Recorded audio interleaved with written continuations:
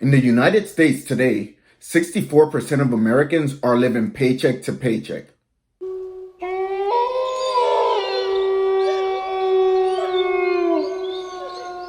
Hello there everyone, it's Nat here, aka the Wolf of Watertown, and today we're going to be discussing how to live on a low income. Might be surprising for some to hear, but if you are very deliberate in the decisions you make, it is possible to live on a low income. The standard for having a high quality life is not dependent on making a six-figure salary. Now, there are many reasons why some people might be looking to cut back on their expenses. The first is that you're not bringing in enough from month to month. Second, you might be looking to invest more. Whatever your reasoning is, it is possible to stretch your dollar exponentially. The first step you want to take is keeping your bills low. And I know a lot of people aren't a fan of this word, but it starts with budgeting. You take your monthly expenses and then you subtract it from your monthly income. Now you're going to have two forms of expenses. The first is going to be fixed and the second one is going to be your variable expenses. Your fixed expenses are going to be anything such as rent or student loans or even car payments that you may have. This payment amount does not change from month to month. And then you have your variables such as groceries, electricity, gas, which might change from month to month. What I've found to work in this department is usually companies want to keep their loyal customers. By calling and trying to negotiate with a representative or by even threatening to switch services to another company, you're more likely to get a deal or receive better ratings for the current plan that you have. I was able to do this with Spectrum, and now I receive unlimited internet at home and unlimited service plans on my cell phone for $50 a month. Next, you need to learn how to live below your means.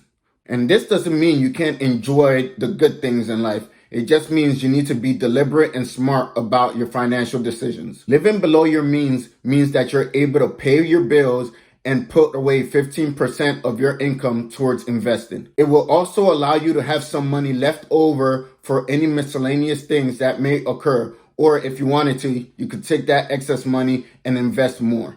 The issue that comes with not budgeting is that any unforeseen situation that arises might be a major setback in your financial journey. You also want to make a plan with any extra chunk of money that you may receive.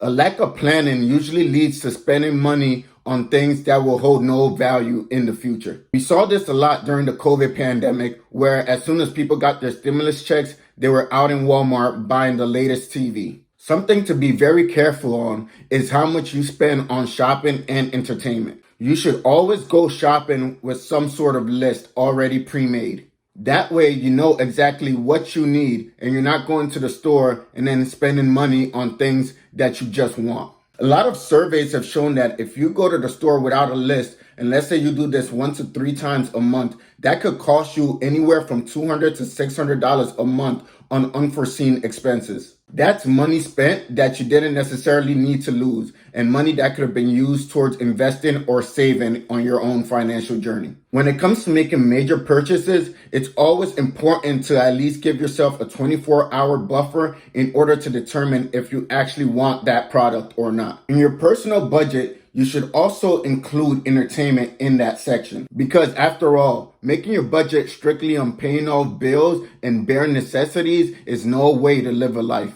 However, this means you need to determine to yourself what's actually important and what you hold the most value in. Maybe you like to really eat out, so maybe in your budget you have allocated more money towards restaurants because you plan on going out once a week. This is perfectly fine and you're allowed to do this, but that might mean cutting back on something else. When making big purchases such as a car or a house appliances, it's always important to do some background research. For instance, 2 washers may both be worth $500, but yet one brand has a longer lifespan than the other. These are very important things to note because that's how you're able to use your money and stretch it out for as long as possible in order to serve you. Another important point to make here is to maintain your belongings. I cannot stress the importance of preventative maintenance. We've all gotten in someone's car where they put the keys in and then the dashboard just lights up like a Christmas tree. It may be easy to say ignore simple issues that may arise, but these simple maintenances will save you a lot of time and a lot of money in the long run.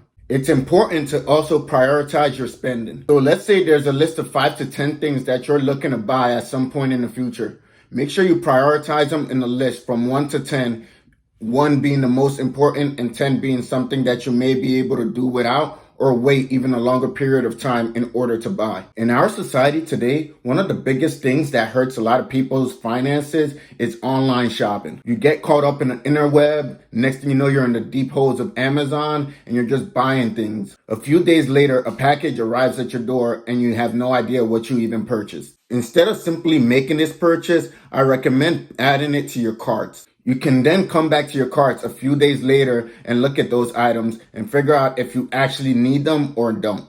Most of the time, what you're going to find is that you didn't actually need these items and you were just in the spur of the moment shopping. What I really find helpful in saving money is cooking for yourself. The biggest way I do this is by meal prepping. A lot of people don't like the idea of this, but there are so many benefits that come along with actually meal prepping. For starters, the health benefits. You're also not wasting food because everything you cook, you eventually eat. And most importantly, it prevents you from wasting unnecessary money. If you know what meals you're going to prepare for the week, it also makes it pretty easy to make a grocery list of all the items that you're going to need to purchase.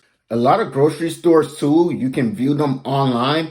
And if you already have a grocery list made, you can look through their catalog and figure out what digital discounts and coupons they have available for whatever items you're looking for. It's also important to pay pretty close attention to the price tags in the grocery store. Along with the actual price of the end item, they'll usually have a cost per ounce of the specific item that you're looking for on the price tag. A very big misconception is that things that are bigger are usually more of a value than buying the smaller package. I've seen plenty of instances where it actually costs less per ounce for an item if you buy the smaller package as opposed to buying the bigger one. So it's actually very important to take a look at the price tags in order to compare the same items to see which one is the better deal. These are just a few of the things that I personally do to reduce my monthly costs each month. Make sure to leave a comment below if you have any additional advice that could be helpful to both myself and others watching this video. Thank you for tuning in today. And as always, make sure to subscribe and like and hit that bell button so you can get notifications on any new videos. See you next week.